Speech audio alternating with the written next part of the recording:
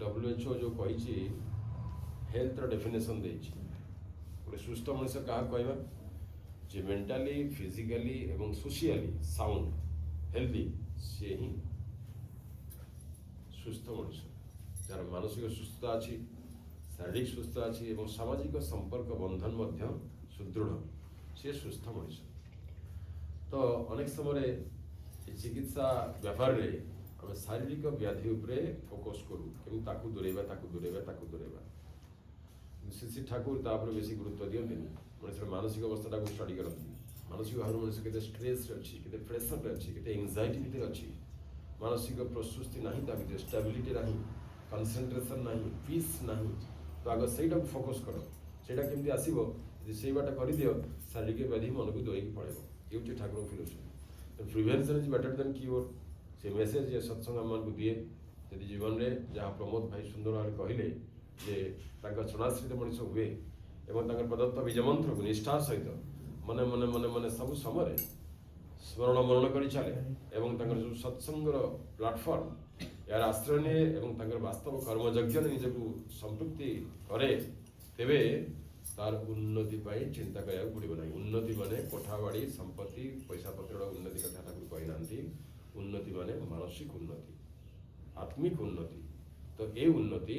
सहज स्वाभाविक हो उठे यदि मनुष्य तीन धारा को जीवन में बजाय रखे सद्गुरु सतनाम एवं सत्संग एवं यही परिसर में मेसेज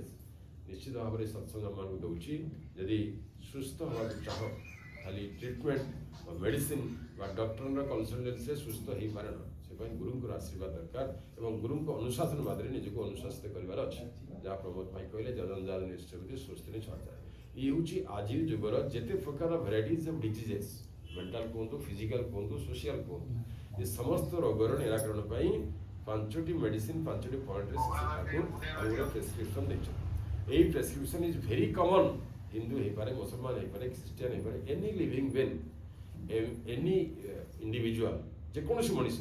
तार 3 प्रकार रोग अच्छी मन किसी कष्ट अच्छी मन किसी स्ट्रेस अच्छी फिजिकल किसी प्रॉब्लम अच्छी और सोशियली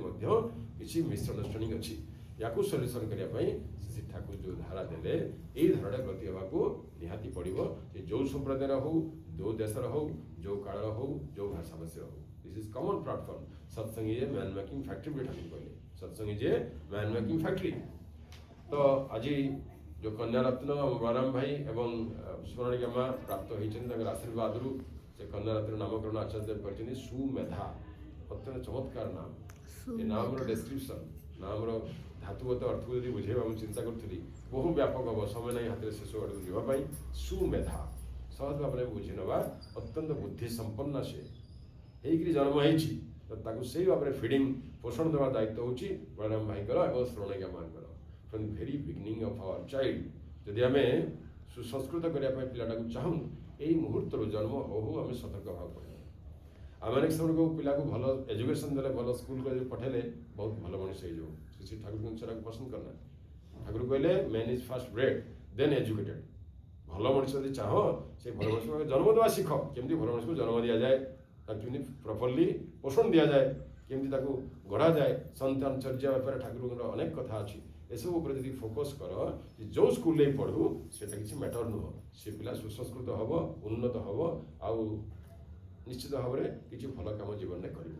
यहाँ कौ बाप माँ चाहती ना मो झीटी मो पुटी भल मनुष्य हो कि भल कम करूँ समस्ते ही चाहती तार कौशल से श्री ठाकुर कहते प्रथम से अनुभव करूँ मो बाबा के इष्ट केन्द्रिक आदर्श केन्द्रिक कि सकाल सन्ध्या सब मुहूर्त में ठाकुर को नहीं से मशगुल अच्छा प्रति नियत घरे प्रत्युष समस्ते उठुंट ध्यान में बसुँच प्रार्थना करुँचि प्रार्थना कर ग्रंथ पाठ हो ठाकुर चर्चा हो सत्संग जावा पिलाटी भी सत्संग अटेंड कर ये सब टच जब प्रथम भेरी बिगिनिंग पिलाटा पाए आम अनेक समय भाव छोट पिला बुझीपार जापारनी बड़े सब शिखब दिस इज आवर टोटाली रंग कनसेप्ट श्री ठाकुर कहले पिला जन्म है आगे तार आखि खोले जो अर्गान अच्छी आग आखिटा खोली जाए ये पिला जन्म हो से चारे डोला बुल चाहे किए मो सामने अच्छा आखिटा भेरी सेंसिटिव आग से खोले धीरे धीरे अन्य अर्गान सब आक्टिवेट हुए तो आखि सामने जमी कौन प्रकार असंगति जिनस सामना न घटे ए होशियार रहे घर समस्त सदस्य विशेषकर माँ हो बापा ठाकुर कहले दोरोटी कथार समय ठारू କରି କରାଇ ଯା ଶିଖାଇବୁ ସେଇଠି ପିଲାର ହୋଇବ ମୂଳ ବୁଝି ନ ପାରିଲେ ପସ୍ତେଇବୁ। ପିଲାଟା ଜନ୍ମ ସମୟରୁ ଛୋଟ ବେଳୁ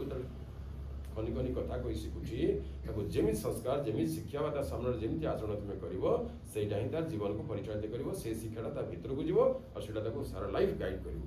ଛୋଟ ବେଳୁ ପିଲାକୁ ହ୍ୟାଣ୍ଡେଲ କରିବା ବହୁତ ମୁସ୍କିଲ ଅଛି। ସେ ପାଇଁ ଠାକୁରଙ୍କୁ ଗଭୀର ଭାବରେ ବାପା ଯଦି ଭଲ ପାଇବେ, ନିଷ୍ଠାର ସହିତ ପ୍ରାର୍ଥନା ନାମ ଧ୍ୟାନ ଇଷ୍ଟ ଭିତରେ ବ୍ରତି ରହିବେ ଏବଂ ତାଙ୍କର ଭାବାଦର୍ଶ ନେଇକି ନିଜକୁ ଆପ୍ଲୁତ ରଖିବେ, ତାହାରି ଭିତରେ ଦେଇ ପିଲାଟା ମଧ୍ୟ ସେଇ ଡିଭାଇନ୍ ଟଚ୍ ପାଇବ ଏବଂ ପ୍ରଥମରୁ ସେ ସୁସଂସ୍କୃତ ହେବାର ଅନେକ ପ୍ରେରଣା ଅନୁଭବ କରିବ। ଏବେ ଆଶା କରିବା ଏ ପରିବାର ମୁଁ ତ ଯେବେଠୁ ଏଠିକି ଆସିଣି ଆମ ଧନୁ ଭାଇଠୁ ସେ ସ୍ମରଣିକା ମା ବଳରାମ ଭାଇ କଥାଟା ଦୁଇଟି କଥା ମୁଁ ଶୁଣେ ଯେ ଏଠି ଜଣେ ଅଛନ୍ତି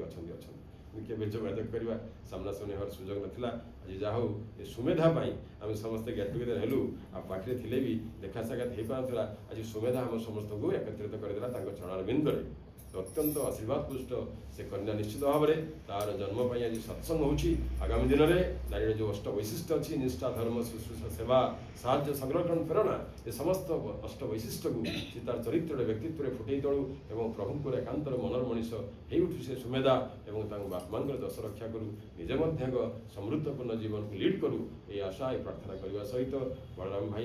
ଏବଂ ସ୍ମରଣିକା ମା ପରିବାର ପରିଜନ ସମସ୍ତଙ୍କୁ ଉପସ୍ଥିତ ସମସ୍ତଙ୍କର ଇଷ୍ଟ ସର୍ବସ୍ୱ ମଙ୍ଗଳମୟ ଜୀବନ ପ୍ରିୟ ପରମଙ୍କର ରାତୃଷଣରେ ନିବେଦନ କରି ମୋର ବକ୍ତବ୍ୟ ରଖୁଛି। ସମୟ ଖୁବ୍ ସୀମିତ, ଆଜି ୱାର୍କିଂ ଡେ, ସମସ୍ତେ ଡ୍ୟୁଟି ଯିବା। ଏନିୱେ ଏଇ ଏମ୍ସ ଗୋଟେ ଏଭଳି ଇମ୍ପୋର୍ଟାଣ୍ଟ ସ୍ପଟ୍ ଯାହା କହୁଥିଲେ ଧନୁଭାଇ ଆଚାର୍ଯ୍ୟଙ୍କର ନଜର ଅଛି ଏଇ କ୍ୟାମ୍ପସ୍ ଉପରେ। ତାଙ୍କର ଅତ୍ୟନ୍ତ ଅନୁଗତ ଭକ୍ତ ଶିଷ୍ୟମାନଙ୍କୁ ଟ୍ରିଟମେଣ୍ଟ ପାଇଁ ଏଠି ପଠାଉଛନ୍ତି। କେତେ ଲାଇକିଂ କେତେ ଭଲ ପାଇବା ଅଛି। ଏହି ଅଞ୍ଚଳରେ ଯଦି ସତ୍ସଙ୍ଗ ଧାରା ଅଳ୍ପ ବେଶୀ କରି କଣ୍ଟିନ୍ୟୁଟି ରହେ ଏବଂ ଧୀରେ ଧୀରେ ଗୋଟେ ଦୁଇଟା ପାଞ୍ଚଟା ଲୋକ ଏ ସତ୍ସଙ୍ଗ ବାର୍ତ୍ତା ପାଆନ୍ତି, କର୍ଣ୍ଣରେ ଠାକୁରଙ୍କ କଥା ପଢ଼େ ଏବଂ ସେମାନେ ଠାକୁରଙ୍କ ଧାରାକୁ ଆସି ଇଷ୍ଟ ଗ୍ରହଣ କରି ଜୀବନରେ ସେଇ ଧାରାଟା ପରିଚାଳିତ କରିବା ପ୍ରେରଣା ପାଆନ୍ତି, ତେବେ ଇଏ ଗୋଟେ ବହୁତ ବଡ଼ କାର୍ଯ୍ୟ ହେବ। ଆଉ ଏଇଟା ମୁଁ ଭାବୁଛି ଏଇ ପରିବାରରୁ ଶୁଭାରମ୍ଭ ହେଲା। ଆମ ଧନୁ ଭାଇଙ୍କର ଅନେକ ଦିନର ସ୍ୱପ୍ନ ଅଛି ଆଜ୍ଞା ଏମ୍ସ କ୍ୟାମ୍ପସ୍ ଭିତରେ ଗୋଟେ କଣ୍ଟିନ୍ୟୁ ସତ୍ସଙ୍ଗ କରିବା, ମନ୍ଥଲି ଗୋଟିଏ ବି ହେଉ ଗୋଟେ ପାରିବାରିକ ସତ୍ସଙ୍ଗ ପ୍ରତ୍ୟେକ ମାସରେ ଗୁରୁଦ୍ୱାରା କରି ଆମେ କରିବା। ସେଇଟା ହେଇପାରୁନଥିଲା। ଆଜି ସୁମେଧା ତାର ଶୁଭାରମ୍ଭ କରିଦେଇଛି। ଆଶା କରିବି ଏ ଧାରା ଜାରି ରହିବ। ବଳରାମ ଭାଇ ସ୍ମରଣିକା ମା ଧନୁ ଭାଇଙ୍କର ପରାମର୍ଶରେ ସାମ୍ନାରେ ଅଛନ୍ତି ଆମର ପ୍ରମୋଦ ପଣ୍ଡା ଭାଇ ସତ୍ସଙ୍ଗର ଯାଜକ ଅତ୍ୟନ୍ତ ଅଭିଜ୍ଞ ମଣିଷ ଏବଂ ସରେନ୍ଦ୍ର ବି ଆସିକି ଆମ ପାଖରେ ରହିଲେଣି ଏବଂ ଡକ୍ଟର ରାମ ନିରଞ୍ଜନ ସାହୁ ଜଣେ ମେଡ଼ିସିନ ସ୍ପେଶାଲିଷ୍ଟ ସେ ବି ପାଖରେ ଅଛନ୍ତି ଏବଂ ଏମ୍ସରେ ଅନେକ ଗୁରୁ ଭାଇ ଡକ୍ଟରମାନେ ଅଛନ୍ତି ଏବଂ ତୁମୂଳ ଭାବରେ ତାଙ୍କ ଲୋକ ଏଠି ଭରପୁର ହେଇ ଅଛନ୍ତି। ଯାହା ସେ କହିଲେ କୋର୍ଡିନେସନ୍ ପାରସ୍ପରିକତା, ପରସ୍ପରକୁ ଜାଣିବା ଚିହ୍ନିବା ବସିବା କଥା ହେବା ମିଶିବା ଏ କଥା ହେଉନି ବୋଲି ଏ କାର୍ଯ୍ୟ ଏତେ ଢିଲା ହେଇକି ରହିଛି। ନିଶ୍ଚିତ ଭାବରେ ବହୁତ ଭଲ କାମ ହେବ, କ୍ୱାଲିଟି କାମ ହେବ। ଧନୁ ଭାଇ ମାଟିର ପୁଅ, ପ୍ରତ୍ୟେକଟି ମଣିଷକୁ ସେ ଜାଣିଛି, ପ୍ରତ୍ୟେକ ଲୋକ ଆଗରେ ସେ ଚିହ୍ନା ମୁହଁ, ତାଙ୍କୁ ଧରିକିରି ଏ କାମ ନିଶ୍ଚିତ ଭାବରେ ଆଗାମୀ ଦିନରେ ବହୁତ ଭଲ ହେବ। ତାର ଶୁଭାରମ୍ଭ ଆଜି ଏଇ ଘରୁ ହେଲା ଏବଂ ପ୍ରତ୍ୟେକ ମାସରେ ଗୋଟିଏ ସତ୍ସଙ୍ଗ ଯେମିତି ଜାରି ରୁହେ ଏ ପରିସରରେ ଏଇଟା ଟିକେ ସ୍ମରଣିକା ବଳରାମ ଭାଇ ଚିନ୍ତା କରିବେ। ନେକ୍ସଟ ମାସରେ କାହାଘରେ କରିବା, ନୂଆ ବର୍ଷରେ ଜାନୁଆରୀ ମାସରେ ନେକ୍ସଟ ମାସରେ କାହାଘରେ କରିବା, ଧନୁ ଭାଇ ସହ ପରାମର୍ଶ ହେଇକିରି ଏଇଟାକୁ ଫାଇନାଲ କଲେ ଏ ଠାକୁରଙ୍କର କାର୍ଯ୍ୟ ନିଶ୍ଚିତ ଭାବରେ ଆଗକୁ ଯିବ। ଜୟ ଗୁରୁ, ବନ୍ଦେ ପୁରୁଷୋତ୍ତମ।